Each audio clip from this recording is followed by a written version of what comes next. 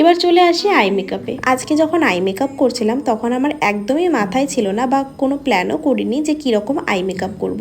তাই যেটাই মাথায় আসছিল, যেই কালারটাই মাথায় আসছিল সেটাই ব্লেন্ড করে দিচ্ছিলাম। দেখা যাক শেষে গিয়ে কীরকম ফিনিশিং আসে। তোমাদের সাথেও হয়তো এরকম হয়েছে যে কোনো ব্রাইডকে মেকআপ করতে গিয়েছো কিন্তু আই মেকআপ কী করবে সেটাই মাথায় আসছে না, তখন তোমরা চোখ বন্ধ করে ব্রাউন কালার দিয়ে আই মেকআপ করে দেবে। কারণ ব্রাউন কালার একটা এমন কালার যেটা কিনা সব আউটফিটের সাথে কিন্তু একদম সেট হয়ে যায়। এখানে আমার শুধু ব্রাউন দিয়ে করেও আমার মনটা শান্তি হচ্ছিল না, তাই এখানে আমি কি করেছি নিজেও জানি না।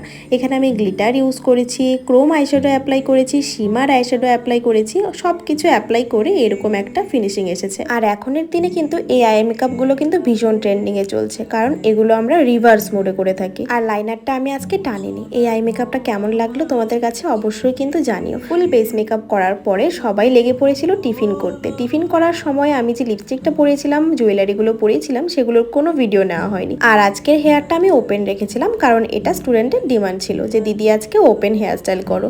আর এই হলো আজকের ফাইনাল লুক। আশা করি তোমাদের এই লুকটি খুব ভালো লেগেছে। এরকম একটি লুক কিন্তু তোমরা তোমাদের রিসেপশনে ক্যারি করতেই পারো। এতে কিন্তু তোমাদেরকে সবার তুলনায় একটু ইউনিক লাগবে দেখতে। আর এরকম লুক পেতে হলে কিন্তু তোমাদের শাড়ি জুয়েলারির ওপর ফোকাস রাখতে হবে, তবেই কিন্তু টোটাল আউটপুটটা খুব সুন্দর আসবে। কারণ একটা ভালো লুক কিন্তু শুধু মেকআপের ওপর ডিপেন্ড করে না, সব কিছুর ওপর ডিপেন্ড করে।